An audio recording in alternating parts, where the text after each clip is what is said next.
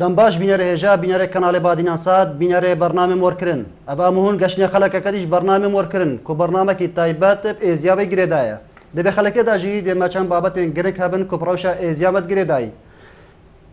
بینەرێژە هون دزانن کو چەند ڕۆژێک ماینە لەسەر کارەساتە شنگالێک و بنە 2 ساڵ گەڵۆ دەوان 2 ساڵاتدا چی هاتیەکردنە بۆ ئێزیدیان چی بێتەکردن هێش باشترە داکو ئێزیدی کو بزانن ئەو ژی وڵاتیان وی وڵاتینە بۆی بابەتی و چەند بابەتین دیژی دێمە هەبن کۆ دگەل هەردوو میێوانن خۆت هێژا دەکەین بەرز قادر عیدە وەکو نویسکار و سیاست مەدار تو خێراتی سپاس دیسان ڕەنا خان تو خێراتی وەکو چالاکوانەک بینەرێژە بەری ئەم دەست بابەتی خۆ بکەین و گەنگەشێ بکەین ئەم هون پێک بە بشین ئەگەر راپۆرتی بینین و پاشن زەونێ سەریا خوبە لە سسەی هەیڤا تەباخا ساڵا 2014 لە هێرشا داعش دەبۆ سەرقەزا شنگال بە هەزاران وڵاتیین ئێزدیش ئالیە ڕێکخراوە ناڤریڤە هاتنە کوشتن و ڕەواندن و بێسەروشین کرن.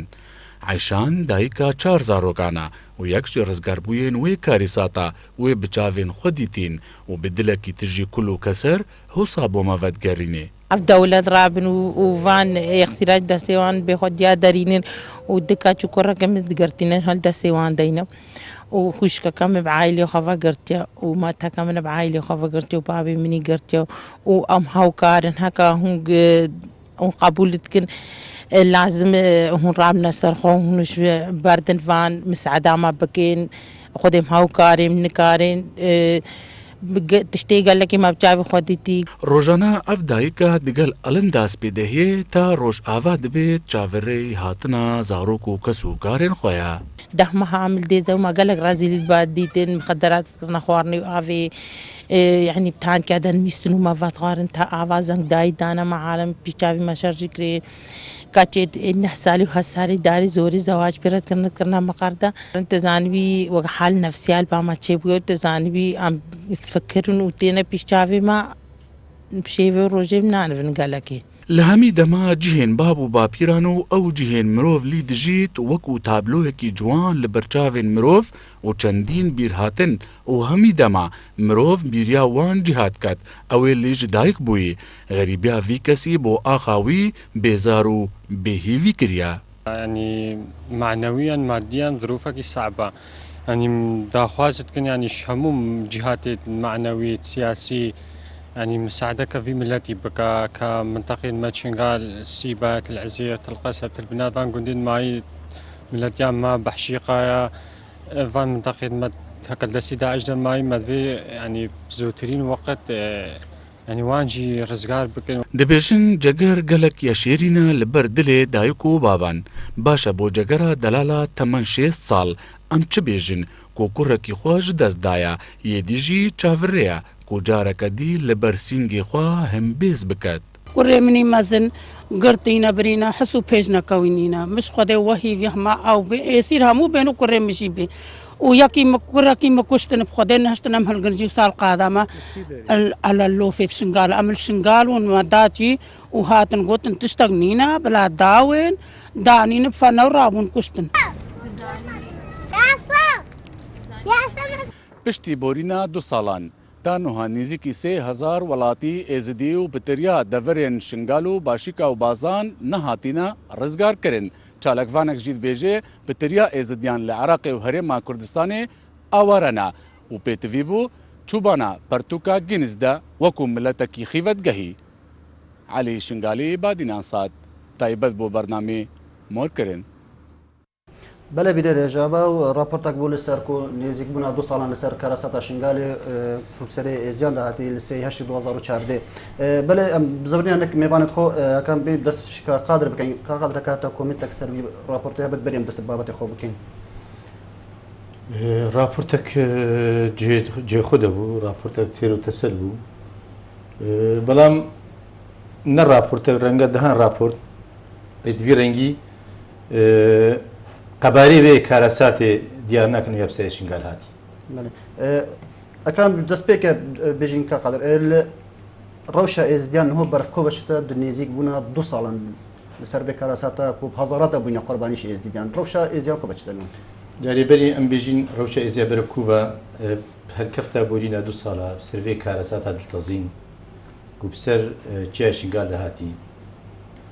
بێ هەرکەفتێ سەرێ ڕێز و نەوازشێ بۆ تەڤایە شەهیدێت بزا بە ئازادی خوازە کوردستانی بۆ شەهیدێت 73 فرمانە بۆ شەهیدێت چیای شنگالە بریندار سەرێ ڕێز و نەوازشێ دەچەمینین هیڤیامەش خودێ ئەوە جێوان شەهیدا بەهشتا بەرین بتن خودێ سەبر و هەدارێت دەتە کەس و کارێتوان و گوتنە کامە ئێزدیاژی هەیە مەهیویش خودێ هەیە گونە هاوان جار و بێگونەهاش عەردی خودێ نامینێت دیارە پشتی بۆینا 2 ساڵە ئەگەر ئەم بین هەڵسەنگینین ڕەوشە ئێزدیە دەستپێکە کارەساتی و نۆکە بدیتنا من ئەس چوو جوداییەکە وەسا نابینم و ڕەوشە ئێزدیا بەرە باشیت چتن ئەڤەژی بێگومان بۆ گەلک ئەگەرات زەورەتن ڕەنگە پرسیارەتەژی هەبن ئەگەر چنە ژبەر هەندێ ژبەر کۆمەکە ئەگەراک و وەکو پێتوی گرنگی ئێزدیا نهاتیادانان گرنگی پوی خەرکی نەهاتیادان ئەوێت ئاوارە تشتێکی وسا نهاتیە بەرامبەر ئێزدیا نهاتیەکردنە چ عێراقی و چ هەرێما کوردستانی و خەڵکی ئێزدی هەست هاوڵاتی بوونەکە ڕاست و دروست بکەتن هەست ژیاتیە خۆ بکەتن بۆ vê ئاخێ وەکی هاوڵاتی هەست پێ بکەتنش بەر هەندێ ئەمت بینین ڕەوشە ئێزدیا ڕەوشێک نالەبارە ڕاستە ڕەوشە عێراقی و کوردستانی شێوەیەکی گشتی ڕەوشەکە نالەبارە بەڵام ڕەوشە ئێزدیا ڕەوشەکە ئێکجار نالەبارە خەڵکی ئاوارە گیانەکە گەلەکە خراپ دە دەرباست بن خەلکێ نۆکەر سەر مال و حالەت خۆشی هەندێک ئەو گوندە نۆکەشێک گەف و هەرشار سەر وەکو خەتار و دوغاتە و سەرێچکەوان گوندە وەکو گوندێت شەمالێ ئەلشنگالێ و خەلکێکی کێم دیتنا منوێت مەترسی سەرنینە تنێ ئەگەر خانکی و شاری و چەند گوندێکێت هەوێریا بن و وەکو حکوومەتە هەرێمێ وەکی عێراقیژی دیتنامە پێنگاوەکە وەسانە هاوێتە ئێش و ئازار و برینت ئێزدیا دەرمان بکەتنش بەرهەندێم دەبینین بەتریا خەلکێمە نۆکەژی هەرتوێ هزرێدە دژیتن بشتە دەربەی وڵاتی چونکو 72 فرمانی لەبی ملەتی ڕابووین کەسێکی خۆلێ نەکوریە خوددانە ئەوە فرمانە 73 بدیتنا من وەکو خەلک وەکو ملەت کورد گەلک خەماوی ملەتی بوو هاوکاریت مرۆڤاتی پێشکەشی کردن بەڵام بدیتنا من وەکو حکوومەتە هەرێمی وەکو پارتین سیاسی نەت ئاستێ پێتوی دەنە ڕەنگە شیانێت حکوومەتی بێژ ئەڤەمە قەیرانەکە داراییە بەڵام بدیتنا من نە پشتەوانیا پارتی سیاسی کوردستانی و نە پشتەوانی حکوومەتە هەرێمی نەت ئاستی پێتوی دەبوو بەڵام وەکو خەلک وەکو ڕێکخراوێت مرۆڤایەتی ئەبدیتنامە درێغی نەکیە دەرحەقیبان ئێزدی بەڵێ تو بێژێک حکوومەتە هەرێمی یانجی حکوومەت عێراقیژی نەتوی ئاسیدا بوو بۆ هەریکاریە خەلکێ و دیسان دێتە دیارکردن گەلک جارە کەنە ئەگەرەوێ چەندێک و قێرانە داراییە یانجی ئاریشن هەین دێت یەت سیاسی ناوخۆدا ئەی نەفێرەک و حکوومەتە هەرێمی خۆکەتە خۆدان ئێزیدیان ژبەر و ئێزیدی خەلکی ڕسەنێ بێت منتەقینە نەکوش دەوڵەتەکە دیهاتینێ بێرکە بووینە پەنابەر یانجی بووینە ئاوارە لێکە پێتیوی هەموو حالادا و هاریکاری ئێزیان کردبانە کاکەکەم ینی ئێزدیات مێژوێدا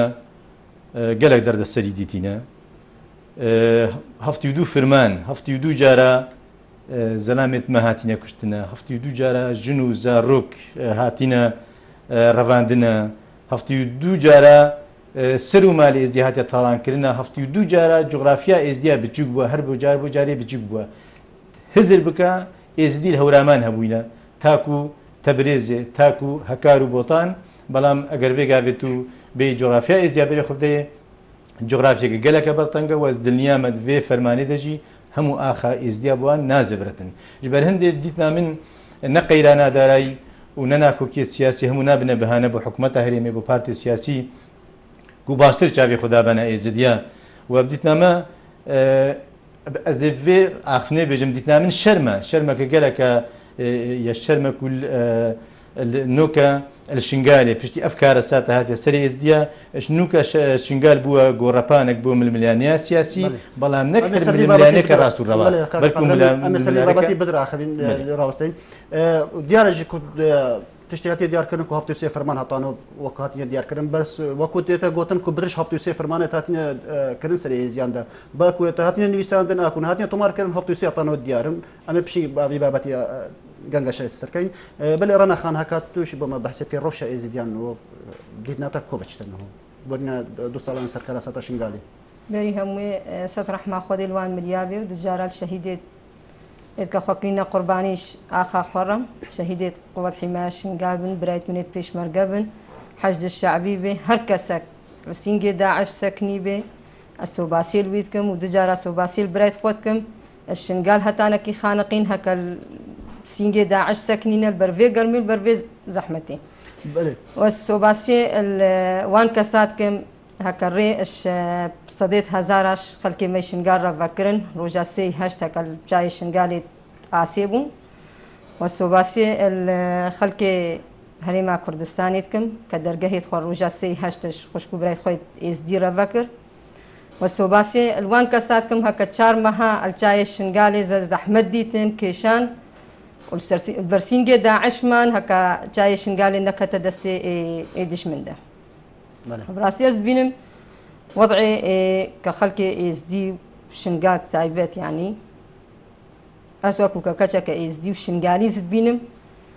ئەم تشتێکیش وەضعی خۆفی ناکەن هەتانها ڕاستی ئەم مەشغولن ئەم بینم ڕۆژ بڕۆژ ینی وەضعی مە خراپترت بێ و تژی زانی هەکە بە 2 ساڵ لەسەر کاریتا شنگال چویە کاریتا شنگال فەرمانەکە گەرمە گران بوو سەر ملەتی ئێزدی هاتەکردن ئادێژی کە وەضعی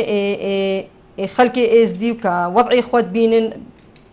یعنی ئەمت بینن کە ئەم پێت فەکرن بە 2 ساڵە کامل کە ئەم نزان لەمێ سەر هەرێما ئەقلیم کوردستان ئەم سەر هەرێما کوردستان بچن عفو ئان ئەمێ سەر حکوومەتە مەرکەزی بچن هەر حیمایەکە مەی ئێتە دانین ئەمێ بەگەڕینە سەر ئەرد و ملکێت بابێ خۆ ئان ئەم بە ناگەڕی دائیمەن ئەف تەفکیرێ خەلکێ ئێشنگالە و سەروی وەضعیوان ڕۆژ بڕۆژ خراپترت بێ بڵێ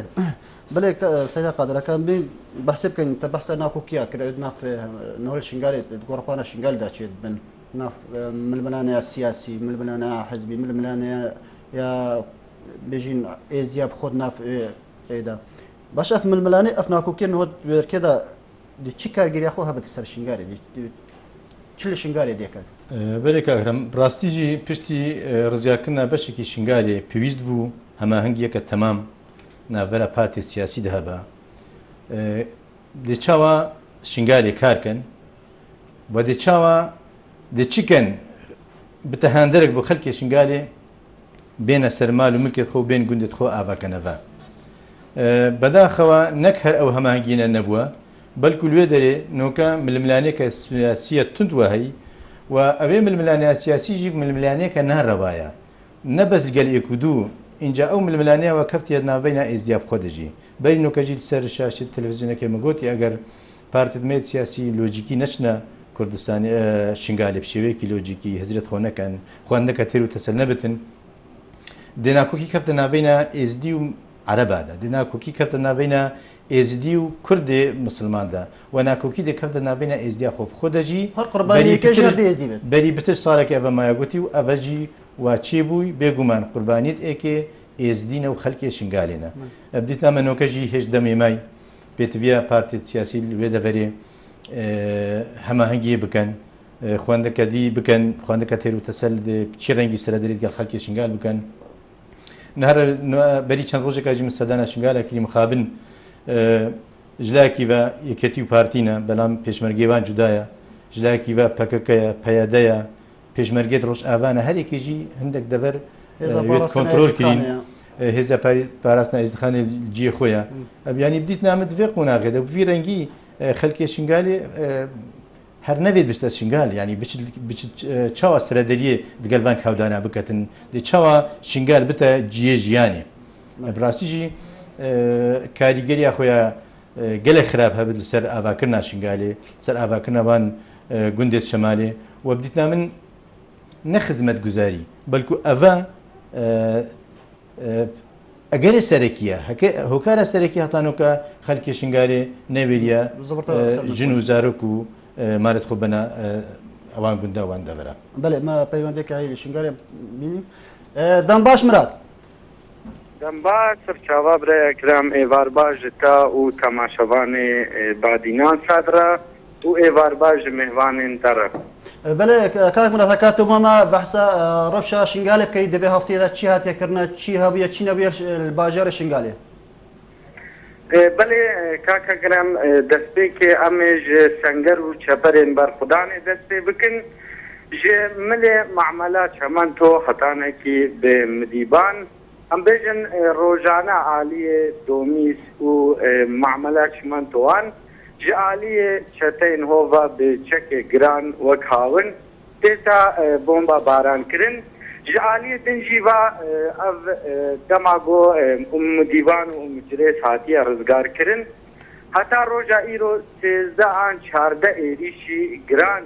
çeteyên Daişê dane ser wî gundî gocareka dî bi dest vebînin û rêkekê li navbera Musil û Rojavayê Kurdistanê ve dîse vekin lê ji aliyê yekîniyên berxudana şingalê ve ye beşê û yekîniyên jinê şingalê ye ceşê bersiveka mezin hate dayîn û heta nihanekê bi deha ez bawerim li wî mehwerî şehîd jî dane em vegerin ser rewşa awareyê gosterê çiyayê şingalê û deverê guhatîne rizgarkirin milê şemalê mixabin heta nihanekê ne ji aliyê حکومت عراقی و لسر نهات سکناندن و جعالی حریم کردستانی و جی تقصیریه که مزن جعالی آواره و تیتا کرن و که روزانه و امسردان آوان دکن و گلی و گازن خطینن زمان بمخابنی و بهاتنا روزا رش سر گلی ازدی به 2 ساله 28 نیزین دبین هی گلی می ازدی لسری ویچیای لبن نایلونا دیم گو پیویستیا چادره دست خوبا نانیا بورینا 2 ساله و جعالی دنج یعنی هی ریگرتن لگلی ازدی تیتا کرن و تدستگهی گو خل گلی ازدی سری چیای شنگال آواره چیای شنگال بکتا خودان نینه براستی یعنی و جعالی دنجی و افگرم و زور و زحمتی سری دی چیای وەکە زانین چیای شنگالێ دەڤەرێک گۆ ئاڤژی لێیاکێمە تۆ سازی و دەستگەه بڕاستی ناگهێت و نکارێ هەمە خزمەتی خۆ بگهینێ وی ملەتی و کاربێ تشتێک گۆ پێویست و ڕۆژانە ژیانی بگینێ وی ملەتی دەربارەی vê hefteyê de em karin vê ji we re ragihînin birayekrim. Gelek spas bo hevkarê me Mirat Xaltê ku lê şingalê peywendî bimekirî. Gelek spas bo te. Berê jin bernaxaneka em bêjne ser aliyê jîna be belku tu gelek serdana jîna aliyê jîna dike kampa de. Heka em bên rolê jîna êzdî di divê karasatê de te çawa dît? Jina êzdî her karê xwe birêtînê. رغم ظروفي وان قالك بزحمة البن كامبادينا آكا الزوجي بزارو هينا آكا يعني برانا كتب دستي داعش دا سديست مام كتي دستي داعش دا آن باب كتي دستي داعش دا آن عشيرتاوي كتي دستي داعش دا السروان كله دردادا والسروان ظرفي بزحمة دا هكا البن خيفادا اتشغل آكا دواماوي هبي مستمر سر دواما خو آكا كاركي خبكي يعني جنا اس دي وكتا اس دي حتى انه نسكنيه براسي البردوام من سر شغلي خو سركاري خو اي او شالي جنا اس دي فا نينا بلي والله ك ملاحظه هي كهريمه كردستان وحكومتها عراقي جافي خو الفان اوارا دانيبا كوضعي وان قالك بزحمته في دنيا قرم البن خيفادينا كهربنينا قالك امراض تشيد بن وضعيواني صحيني باشا حالات نفسي الباوان تشيد بن ادقهيتا با 2 سالا بن فان خيفادينا حالات انتحار زيده بوين الباكاتا اس دي سواء كتشبه قربه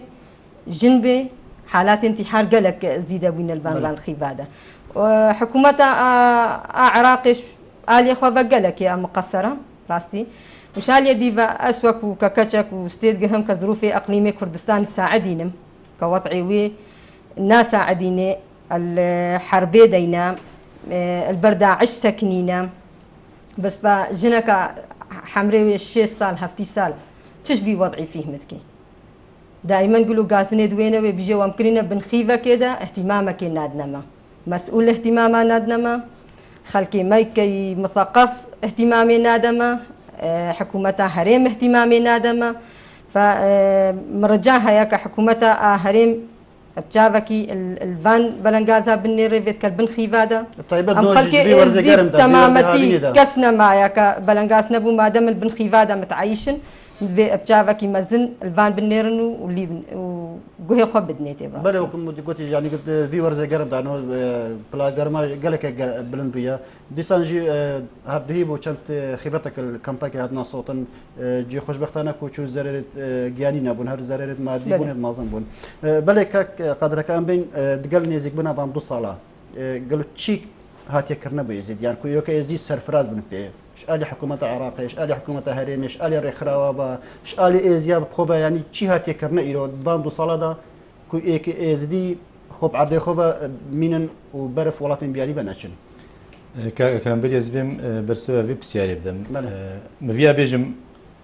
اگرك بو خلقي شنگار نزبنا شنگال و بهيوي بن يعني بيجي شنگال رزگار وي خلقي هيويك هبو كودي شنگال رزگار بدو خديشان سمارت بيجي چوي نوي دري وسردريا حزبا ديتيل قال خلقي براسيجي يعني بلا ام ترازگو بين بلا ام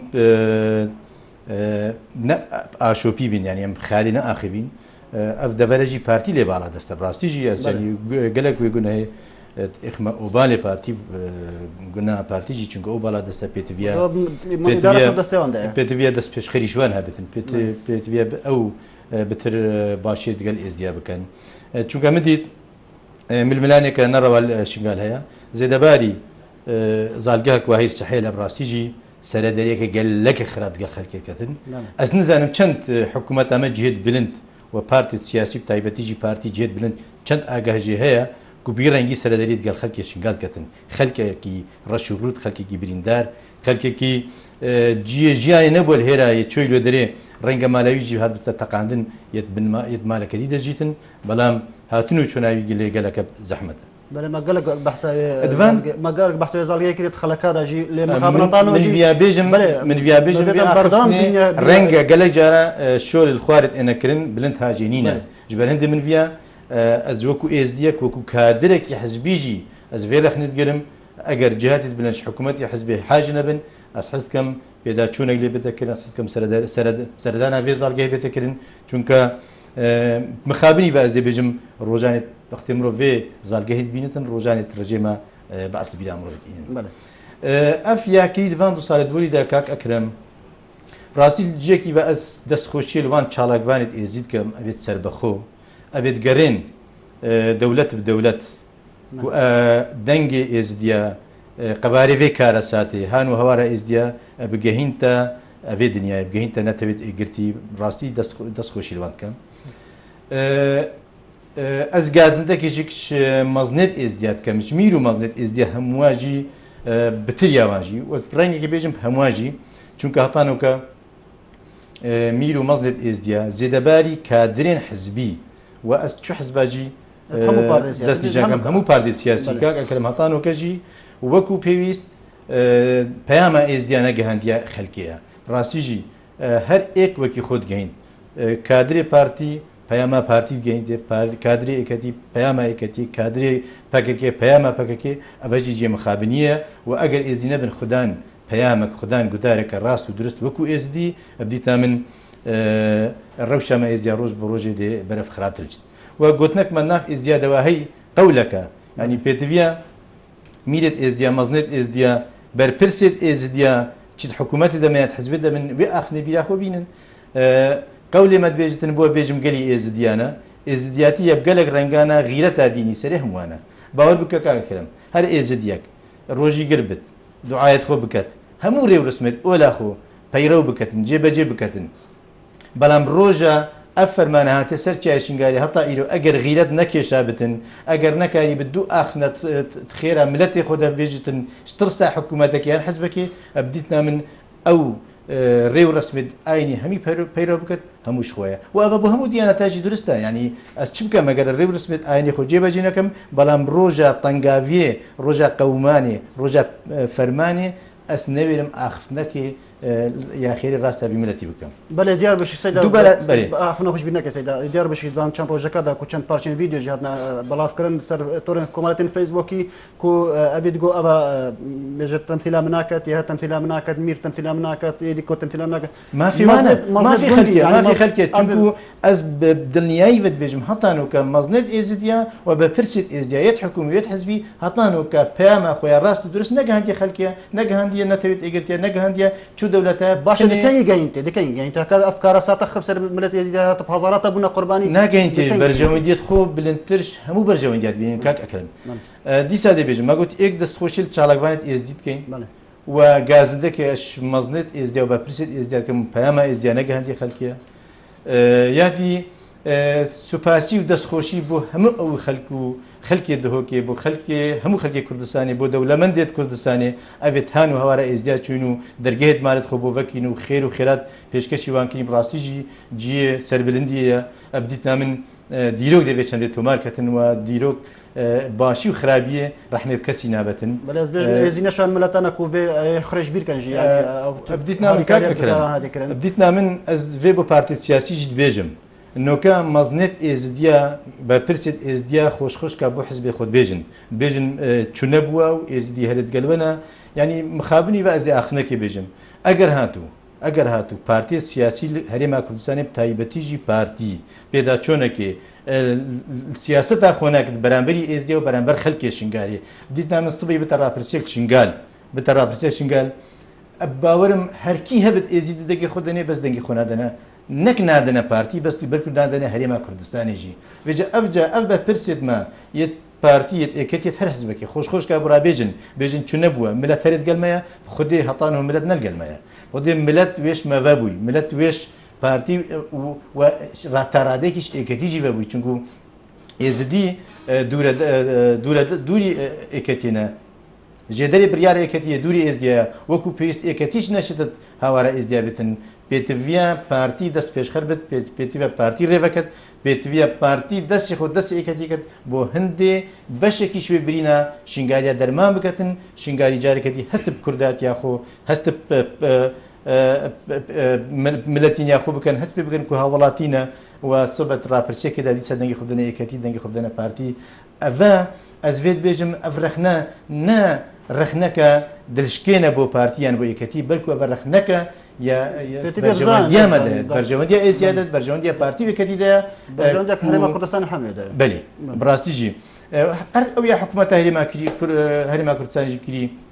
ئەو یا پارتی کوردستانیژی کری دیتنا من نەت ئاسی پێدەویدا هەرچەندە ئەو یاکری بێگومانجیە دەستخۆشە هەر ئێزیەکیە ئەگەر کرد بتن چونکو ئەز بخوا گەلێک چمە ناف شنگالیادا چمە ناف کەم پێتواندا چەند جارە مەسەدەنا شنگالیاوەکری ئەبڕاستیژی ئەس وەختی چمە نک فەقیر و جارێ شنگال هەتانۆکە حکوومەتە هەرێمێ پارتێت کوردستانی پشێوەیەکی گشتی نەترازینە بەێ ڕەنەخنەکان بین بێژین هەتا چی ڕادەینەوە خەلکە شنگاری باوری هەیە و بزەفرتە سەر ملکوماڵێن خۆ ئەیە باوری وە هەیە وەکو خەلکە شنگاری و جارەکەی بزەفرنە سەر ملکوماڵێن خۆ شنگاری برایمە ئەو خەڵکی شنگال بەهوەری کەسێک نینە یعنی کە بزەفرنە سەر ملک و ئاقاریت خوا بەلێ هەکە حمایەکە دووەلی ئەو قووەتەکە کە بەهوەریان مەپی بێ حماية ما بكل جاي شنقالي الوي وقتي خلك زفرة منطقة خوا يعني معقول لنا 400,000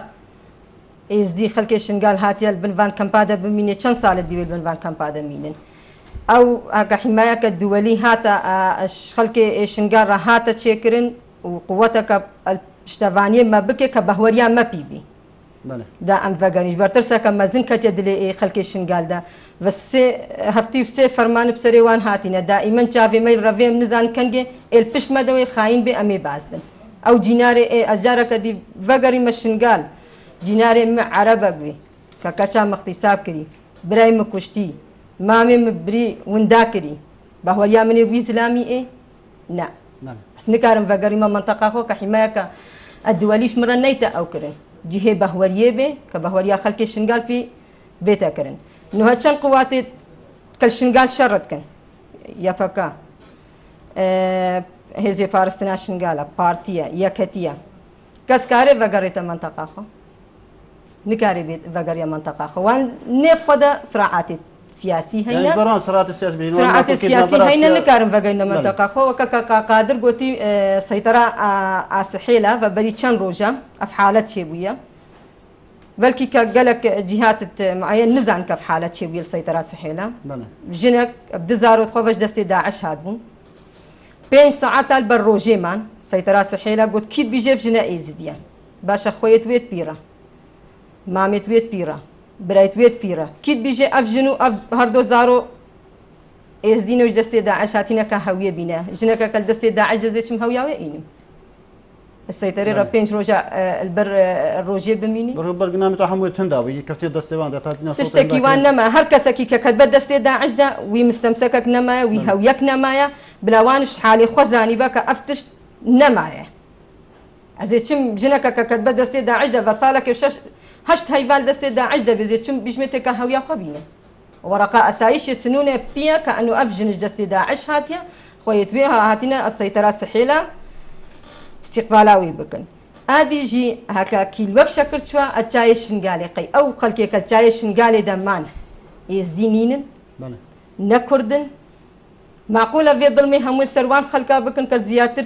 5000 عائلة وخيزان وهال جاي شنقالي ده هنا في عقوبة بابج نستر كيلوك شكرنا هي اللي بندرباسي جاي شنقالي ببي يعني دوان روج سخت و دجوار دابا صارت وركي دامان كون نهضنا برف كردستان بلكو توي شي دامان برباني كان كونينا كمان وي وقتي وان دري خنا دي بيت اقليم كردستان كا قالك اشوان نكاري وين رياض دريش هموي فقطنا بون وين ريبين داعش الفيالي بو داعش الفيالي بو نازاني وي بريف اينا كشتن يا ناينا كشتن وان او بهوري نبو كوي خلاص بن قالك شوان السروي او كبهوري نبو درباسي اقليم كردستان ببنش داعش يعني الجايش قال دمان وان جهه خلوي دري او كرچن كسل ويدري مان شر داعش كرو مان عائله تاجي خطبايوان كر بوتم خوارنكي نانكي ابكي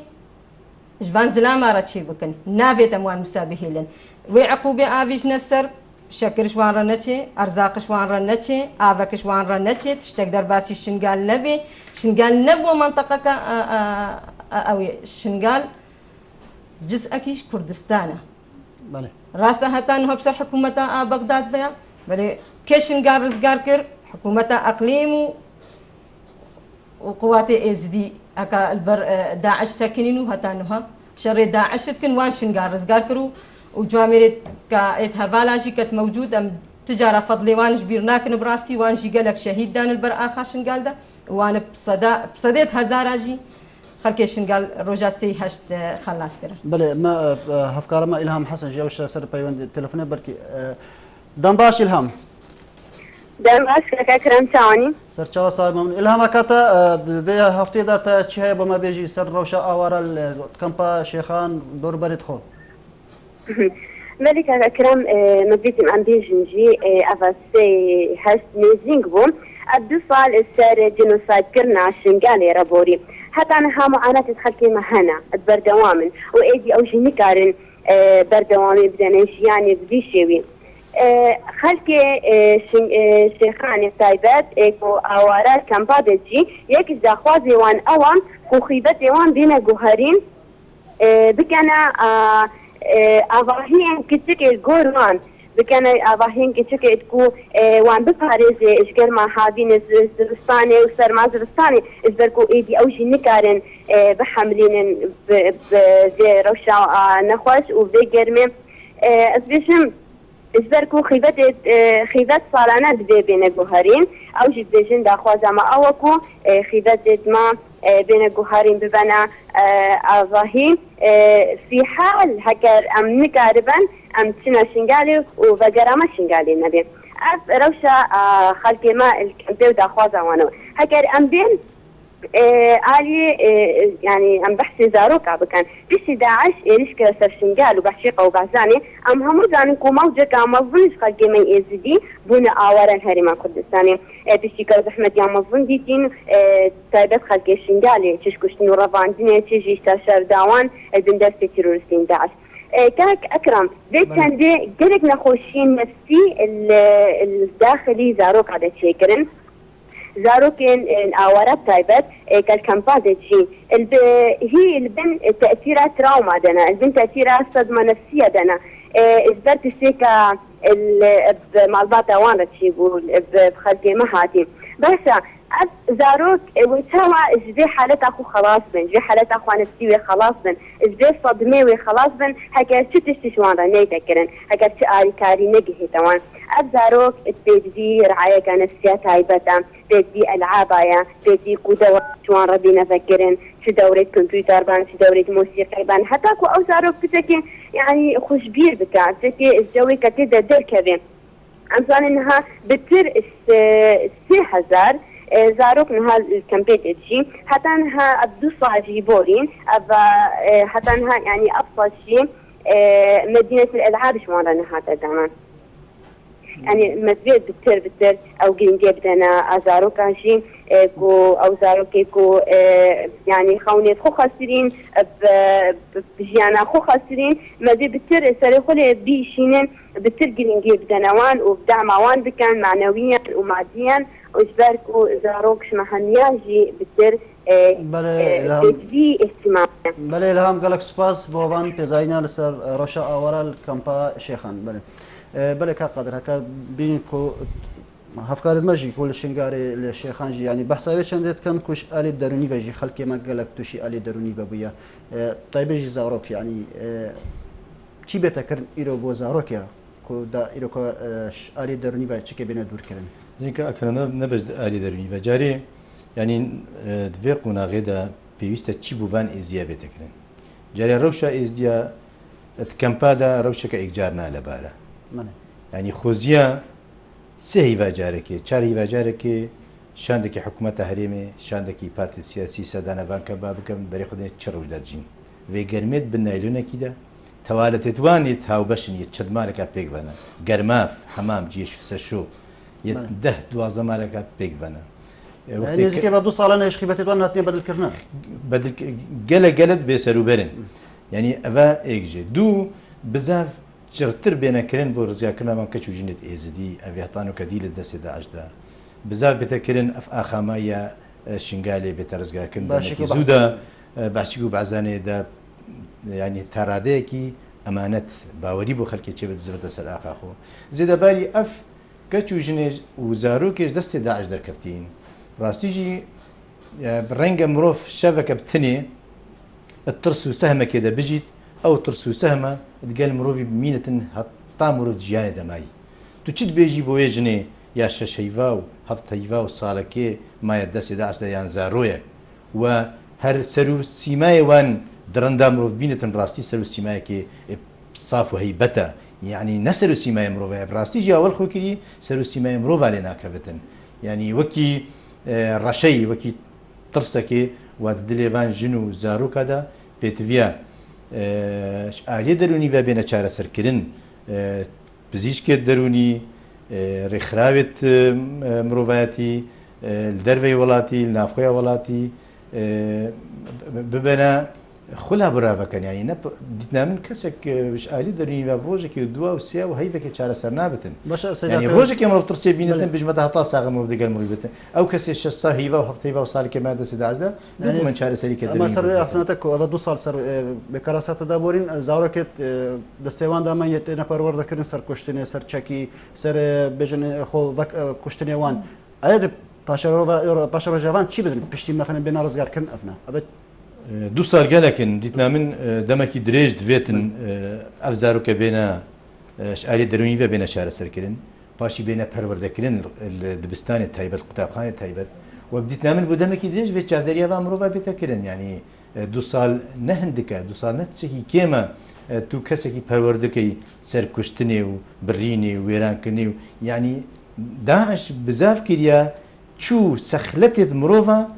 ناخيفان زاروك هذا نهيلتن يعني وكي درندكي لبكتن نبزانتن هستشيا هوشتشيا مروفاتيتشيا جنهتشيا دايكتشيا خشكتشيا براتشيا بابتشيا يعني ولي كري مروفي دامالت درو مجيه مروفي دلي مروفي دروني مروفيش همور روشتت مروفاتي دامالتن جبل هندش بدنا من بيتفيت شارع سيا درمي بوا كسابتكنو بودامكي دريج بينا فوردكنو وبينا بيجا هندنو جافديان بيتكلم. بل رنا خنا كان بينتكو جبركو تجي زبين سلوكا باجرفاني بالشنغاري هەب بەری کارەساتێژێک ینی پشنگار پێتەوی خزمەت گوزاریە هەبوو پشتی بێ کارەساتێژی پشتی بێ ئەو هێرشە هاتیە سەرکردن سەرشنگارێ گەڵ هەکە ئیرۆس ئەو خزمەت گوزاری بۆ شنگالە بێن ئەو دێ بتەکو فاکتەرەك و خەلەکە گوزبرتە سەر ملکمانیان خۆ نوعی خدمات هذا اگر پیش داعشی بین شنگالە مری بوو بله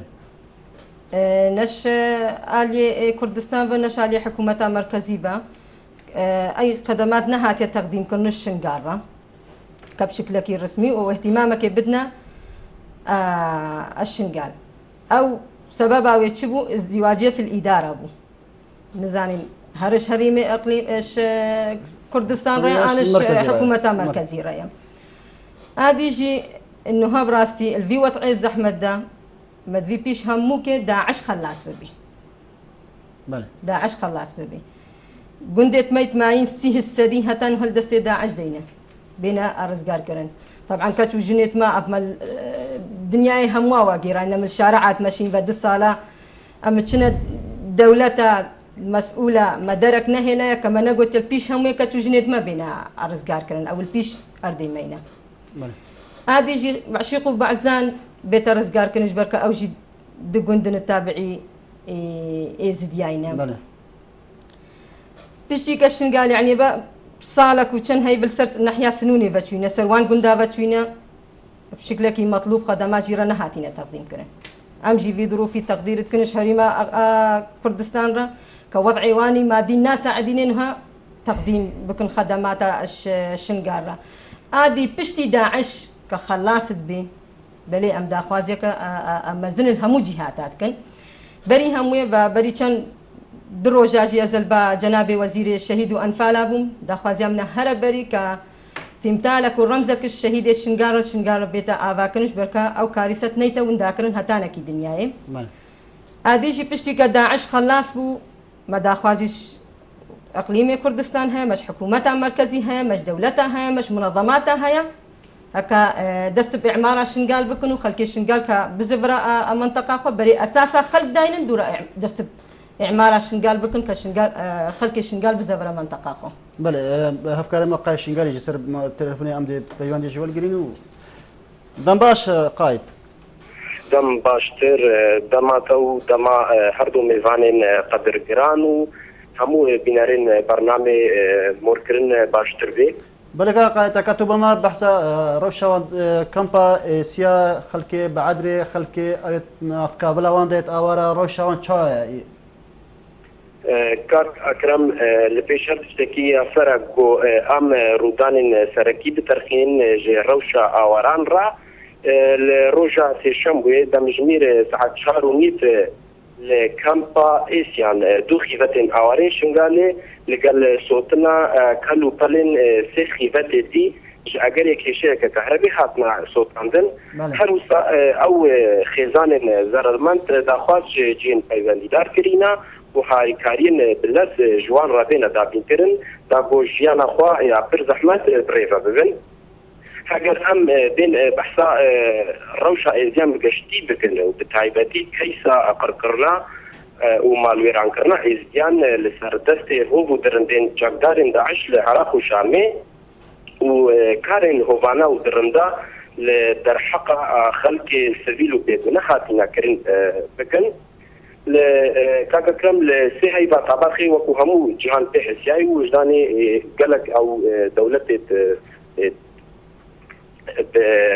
ناس ذكرنا فارستنا ما في مروف سنة 2014 بشتي نمانا يك هزا آريكا خستي وكيشانا صوبي لشكري عراقي وهيزن بشمركين كردستاني باجار شنغالي وكومالقو وبندين ودفرين بسرفة فرمانا شنغالي دستيكر وبحزاران جخلكي سبيل بويا قرباني اگر ام بين دخوازين ملتي ازدي خدان حركي وشهر فرمانا دولة ما في مروف بباريزن وتابقها لهاي كو يتايبت بذي باريفا دخوازيت وانجي أفبون لبيش 2 سالة هفت خال هبون نفجي بمخابني بابوينا يانزدخل وهاتان يكشوانجي نهات يا وكا جيبا جيكرن ڕزگارکردنا یا خەڵەبەری ڕزگارکردنا کەس و ژنên ێزدی بوو یا دوێژی پاراستنەکە ناودەوڵەتی ژێرە بێگرن و کەیسا جینۆسایدا ێزدیا بێ جێبەجێکردن و vekirina dergehên koçberiyê û sizadana ew kesên tawanbar û başkirina rewşa awaran bes hatan ha yek merciş van nehatiye cêbecêkirin û daxwaziyên twan bûniya yanze daxwazî û digor gotina awan hatan ha yek jî nehatiye daxwazkirin lora daxwaz dikin digel borîna 2 sala li ser vê fermana reş همون دنیا به سرخطه و اغیاب سر ازدی خطی به جینوساید به ناسین بله سپاس با هفکر ما قاید شنگالی که وان پیزایینا بله که قادر کن بین کنها بحث ایشان تذکرن که موصل بیت رزگار کردن جاسین تروریستین داعش رزگار کردن وی دوری انکو وی باجری چند گرنگا بو ازدیا که اوکی دیار که هزارات جی کچ جنو زارک ازدیا چه بت ما بند في باجري ده شو سر دليل قلبي بتكرر دي سر بيجن بري رزقا كنا مستبراسيجي مفياس اخنا خدي تمام كم وتشي بو ازيا بتكرن جبلي رزقا كنا اخوان رزقا كنا كچو جن ديل دسدا عجدا چارسي دروني بو انجنو زاروكا بيتيفيا چالغوان ازي سرند شور كان اف شهيد تشا شنغال شهيد بين القلمدان تشي الحكومه العراق حكومه بغداد وهول بزاف بتكرن دوف شيانا قربويا في خلقي تعويزا في خلقي آلية مادي باش آلية وش آلية مورالي باش آلية معنوية بيتا قربو كرين وبارتي سياسي وحكومة تهريمي بزاف كت جياني بيك وجياني شغالي خرد بكتن تارادي كي باش يلاواز بوي عربات ظلم على الازدياكي هندك كرد مسلمان ظلم على الازدياكي بيتفيا ازديجي وچند بزانن جداي بكن بين خلقي وبين داعش ده بەڵام ئەڤەل سەر ملێت پارتی سیاسی و ملی حکومەت هەرێمیش ئەتکەوێتن بزای بکات گیانی پێکڤێژیانی خۆرد بێتە خۆتکردن و پشتی ئارامبوونا دەبەرێ مۆنومنتێک سمبلێک ڕەمزێک بۆ شەهیدێت شنگال بێتە دروستکردن کە شەهیدێت ئاخا خۆنە شەهیدێت ئۆلا خۆنە شەهیدێت نەتەوا خۆنە شەهیدێت ڕێیا ڕاست یەنە ڕاستی وێ مۆنومنتێک سمبلێک ڕەمزێک بوان بێتە دانان و پێتیوە پارتی سیاسیژی وەکو ئۆلو کاربەدەستێت ئۆلو ئاینە سەرە دەریت گەل ئێزدیانەکەن بەرینۆکە گەلە جارە کاربەدەستێت دینی بۆ بەرژەوەندێت خۆ بزابت کرد وەکی نۆکە و داعش سەر و مالی ئێزدیا حەلال بکەن مال و ملکیوان حەلال بکەن ژن و زارۆکتوان حەلال بکەن ژبەر هەندێ گەلە نەهۆش دەبێژن ئێزدی جڤاکێکی داخراوەی دائێ خستیە ئەم نە جڤاکێکی داخراوین بەلکو دەوروبەری خورتی ئەمێ دائێ خستین پێتویانۆکەژی پارتی سیاسی بۆ بەرژەوەندێت خۆ ئەوێ سەر دەریت گەل ئێزدیانەکەن تاکو ئێزدی بتر دلێ خۆ بەرامبەری خۆ بکەن بەڵێ کاکادر سەر ئاخنەتە ئەم بینینەوە ڕۆژ بڕۆژەیە داخوانین جوداش لە پارتین سیاسیش لایەن بەرپرسن حکوومەت دەبەرا شنگالێت ئێنەدان یعنی دژی ئێکدوو ئەو دچا ئەو پێکڤێژیانەوە تو بێژێتە مکۆمکردن هەکە ئیرۆ ڕێبەرێن وێ دەبەرێ پارتی سیاسین وێ دەبەرێ بەرپرسێن وێن حکوومەت وێ دەبەرێ داخویانین جودایە شاشێکە مەزنە کاکرم شاشێکە مەزنە ئەس نەوت بێژم ئەس بە پرسش ئاخت ناخۆ وی ڕەنگی سەرەدەریت گەل خەلکە شنگال بێتەکردن و خەلکێ شنگال ڕێ هەبت و بوێرن و دەرفەت هەبتن سبە راپرسێک بێتەکردن شونا بێژن سەر هەرێمە ببین دەبێژن ئەم سەر بەغدا ببین دڵنیایی بە ئەز ئێکەتیمە سبەی ئەگەر خەلکێک دەنگی خۆ بدەتە ئێکەتی ئەس سوپاسیاوان بکەم ئەوێ دیە دەنگی خۆ نەدەتەمە مدوێت سەوەی دەنگی خۆ بدەتە پارتی نەبدەدە حکوومەتە بەغدایە بەڵام ئەگەر ڤیرەنگی بت دەنگی دەتە حکوومەتە بەغدایە ئەژبەرەندی ئەمت بێژین پارتیت سیاسی حکوومەتە هەرێمێ پێتوێ پێتە چۆنێکی سیاسەتا خۆ بکەم بەرامبەر ئێزدیا بەرامبەر پێکڤێژیانە شنگالی چونگو پێکڤێژیان داعشیا وەکری یا تێکدای یا لاوازکی پێتویە خورد بکەن هەندیکە مووسل بندەسێ داعش دەبێتن هەرەشە و مەترسیەکە مەزنا سەر ئێزدیال ڕۆژە دەستپێکی هەتان وکەم vê ئاخنێت بێژین نۆکەژی ئەگەر مووسل ڕزگار بتن دیتا من ئەبە دەبێتە خاڵەکە نیگەت پۆزتیف بۆ هەندێ بتەهان دەربوو ئێزدیا دەبێت خۆ بە بچن ڕزگارکردنا شنگالێ ئانکو تاڕادەیەکی تەئمینکردنا ئێزدیە و ژبەر هەندێ ئەم داخوازت بکەین هەرچی زووە ئەف پێنگا بە بێتە هابێتن و باژێرە مووسلش بندەستێ داعش بێتە ڕزگارکردن بۆ هەندێ هەڕەشە سەر هەموو هەرێما کوردستانی و تایبەتیژی ئێزیانە مینێت چونکو هەنجی داعش مووسل دەبن ڕاستیژی مەتەسیە بۆ سەر هەرێما کوردستانی و گەلەکە دەبێژن دەستپێکی گەلەکات گوت داعش نەهاتیە بۆ هەرێما کوردستانی بدیتنا من دژمنێ سەرسەختی ملەتی کورد داعشە و داعش ئومێداوان ئامانجاوان نەهێلانە وی قەواری سیاسی بوو و وەختی ئەو تێن بێژن ئێزدیاژی کوژن ژن و زارۆکتوان بن زارۆکە بزابێت کەن بسرمان بن و پەروەردە بکەن سەر ئەویان پەیرە و پرۆگرامیوان بخۆدانای و ژنێت ئێزدیا بخۆ بن زەلامت ئێزدیا سەرژەکەن ئەو دبێژن ئەم ئێزدیا ناهێلین هەندی ئێزدی بمینەتن هەر دەبێت ئەس کوردن بەس بەڵام ئەگەر ئێزدی ئۆلا خۆبەردە ئاینی خۆبەردە ئەوە دەبێتە پێنگاوێک بەرە پندێ نەتەوا خۆشی دەست بدات بەڵێ ڕەنە خەنەکە کورتی بۆ ئەوکەی بەحسی جویش بەروەختی مەش ڕۆڵی ڕێکخراوەی ژنان و زارۆکان چاوت بینی لەکە تێکەرا ساتێدا ناف ئەوەرەدا ڕۆڵیوان چاوت بینی زێش برای خۆرە بیژم تزانیا بە 2 ساڵە جەنابێتە ژیزانی و خەڵک هەموو زانێ هەکە دەحیا ئاشنگال زیاتری 6,000 کەس چوون و هەتا نوهەژی بە بوو 2 ساڵ زیاتری 3,000 کەس دەستی داعش دەمایە کە ژن و کەچ و کوڕ و دەستی داعش دەماینە زێش برای خۆرە بیژم مەتەلەکە یعنی چلۆت بینی کە ژنێک سبەهی نێڤەڕۆژ و دانێکیدا ڕابێک یەکیش ئایلەتە خۆ دۆرا خۆ نەبینی چش کەچە چش کوڕ چ برا چ عەشیرەتە خۆ ئەبرایەتە زێ چش بێڕەکەم ئەسکارە مشکل و برینێت دلێوێکێن بکەم بەڵکو کەسمان نەقار بەس ئەس نکارم بەس خۆدێ کارێ هەونەکێ بدە بەر و مساعدا ئاوێ داکێ بکەین بەێ ڕەنە خەن بەکو پرسیار دومایە پرسیاری وەختی منەما کە قادر هەکە کورتی پەیڤەکێ دوو پەیڤە ئەبە 2 ساڵان بۆری سەرکارە سەتا شنگالێ و خەڵکیمە تۆڕی کۆمەڵەتە فێسبووکیدا بەحسە جینوسایدێت کەتن بەحسە ڕزگارکردنا کەچ ژنێت ئێزیت کەتن بەحسە ئابادانکردنا شنگالێت کەتن بەحسە حیمایە دەوەلیەت کەتن دیت ناتە دوی دەمیدا چیشوان بێتەکردن زووترین دەم باشترە بە ئێزیان من دووبارە دەبێژم مەزنوو بە پرسیت ئێزیاوێت نەترسن یان پارتی سیاسی کوردستانی ئێکەتی و پارتی و گۆران و کۆمەڵ و یەکگرتوە پارتیت هەین یان پێتڤە دەستەبەریەکە نێودەوڵەتی دەستەبەریەکە مکوم دەنە ئێزدیاک و ئەف کارەساتە دووبارە نابن یان پێتڤە نەس کەسێکی شەرم بکەن و نەس کەسێکی بترسن پێتڤە هەموو هەوڵ و بزاوت خۆ بکەن بۆ هەندێ ئەف کۆمکوژە ئێزدیا بجینۆسایت بێتە القەلەمدان بدیتنا من مەزنترین دەستکەفت بۆ ئێزدیا پشتی وێ کارەساتێ ئەوەکو ئەف کۆمکوژە جینۆسایت بێتە ناساندن بڵێ ڕەنەخەکە پەیوەتە دومایە چێ بێت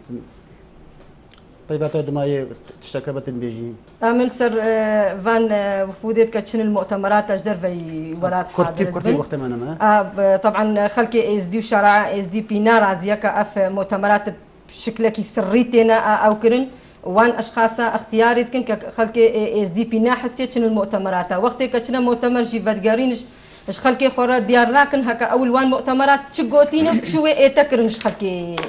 اي ديرا وادي جي براستي مدفي هكا يك الوي مؤتمر يشارك بو احتراماتي بريت من ولات الشيخ وان رمجاني بدنا خلقي شنقال كخلقي شنقال زاني تشن كله دردو برينيت وانن كزانن تشن معانات دوانن بلا او بتنش خلقي ربو واضحين احتراماتي شوان رو قالك جوامير النبدا هينا وانش الشنقال يا بيتر خدمت كريا بس مدفي فرصتي بدنا خلقي شنقال كخلقي شنقال بشي وقت تشن المؤتمرات حاضر من بلا بين وكا كونفرنسا كتشي بكن الجهه كي باني خلقي خو بكن بيجن ورا ما وسا كريا وتشش مره ايتكرن تشش مره نايتكرن اگر خلقي دي دار دهب شغلنا خان يعني خلقي دي الشيخان الشايش خلقي بتن بس بلا رجا شنقال رجا باشتر بتن چنگو شنقال بتر زانتن ايش بريت وچنا بل اسباز بو هر دو میوارد من قادر عیدو وکو سیاست مدار و نویسکار و دیسان رنا خان وکو چالکوانا که از دی بله بین رجال هر کشماتی دمایه به خلکش برنامه مورکر هتا چهارشنبه کدی و میوانه کدی و بابت کدی بمینن خیر و خوش یاده